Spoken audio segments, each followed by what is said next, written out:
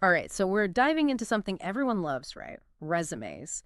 You finally feel ready for that next step in your career, but then you open up that old resume document and it's like, ugh, do I really have to do this again? It can definitely feel like a chore, Yeah. like a big one. Yeah. You know you've got to do it, but it's not exactly the most exciting way to spend an afternoon. Definitely not my favorite. It's almost as fun as like doing your taxes, Yeah. but it's that thing you absolutely have to conquer to land your dream job. It's the first impression, that's for sure. Yeah. You want to wow them from the get-go. Exactly. And the advice out there is always like, use action verbs, quantify your accomplishments. Yeah, we know. But like how do you actually do that in a way that makes you stand out?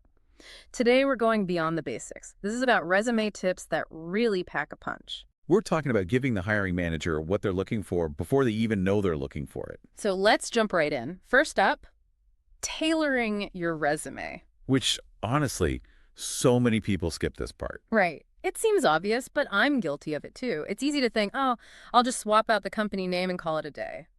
But it's got to be more than that, right? Way more. This is about actually looking at the job description and thinking, okay, what are their pain points? What are their needs?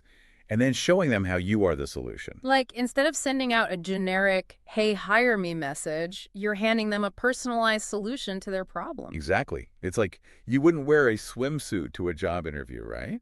Well, depends on the job. Okay, fair. But you get the point. Your resume has to match the occasion. So if you see they need someone who knows a specific software and you've got that skill, boom. That needs to be front and center on your resume. So, like, if the job description mentions needing someone who knows Python and I dabbled in Python once, I should. You highlight that experience. Huh. Even if it wasn't a major part of your last role, you find a way to frame it in a way that says, hey, I've got the basics and I'm a fast learner. Because everyone wants someone who can adapt. Okay, so we've tailored our experience to the job. Now what? Time for action verbs, right? But I feel like everyone says to use action verbs. It's true. But there are action verbs, and then there are power action verbs. Think about it, which sounds more impressive. Managed a team of 5, or led a high-performing team of 5 to exceed quarterly goals by 15%.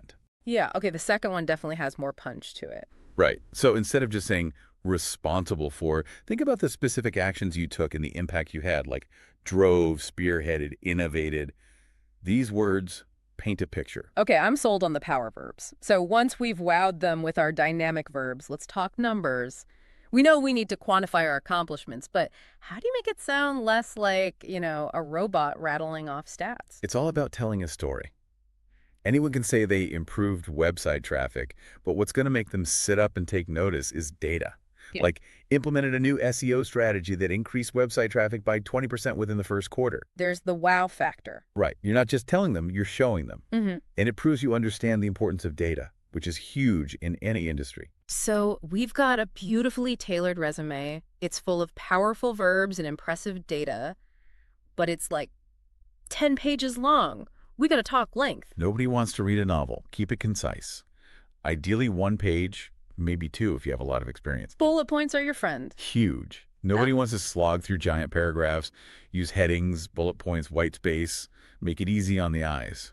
And this one might seem obvious, but proofread, proofread, proofread. Oh my gosh, yes. I once sent a cover letter, this is so embarrassing, where I said I was passionate about sale. Not sales, just sale. The worst part, they still called me in for an interview, but I spent the whole time mortified. So yeah, lesson learned, proofread everything. Get a fresh pair of eyes on it, even if it means bribing a friend with pizza. Trust me, it's worth it.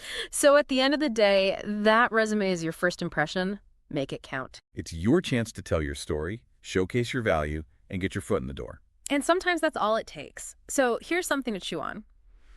What if you thought of your resume less like a static document and more like a living, breathing testament to your skills and your potential? How would that change the way you approach it?